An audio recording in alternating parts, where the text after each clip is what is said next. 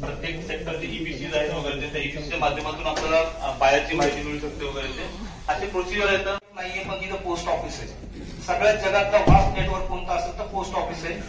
त्या अंतर्गत आपल्याला तुम्हाला कुठे इथून जर तुम्हाला जम्मू काश्मीरला पार्सल पाठवायचं तर तुम्ही परभणीत पाठवू शकता. आणि याच्यामध्ये नेक्स्ट पीपीटी घेते. नेक्स्ट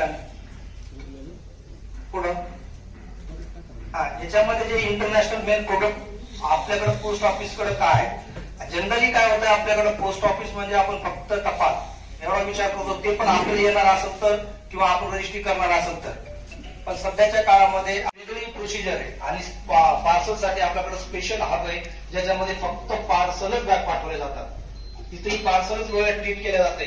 म्हणजे ज्यावेळेस लोडिंग अनलोडिंग होते त्यावेळेस पार्सल्स वेगळ्या पद्धतीने पूर्णतः हँडल केले जाते. आता सध्याच्या काळामध्ये PM विश्वकर्माचे बरेचसे पार्सल आले असतील कोणाच्या याच्यामध्ये. तर सगळ्यात मोठं PM विश्वकर्माच्या बाबतीमध्ये सध्या आपल्याकडे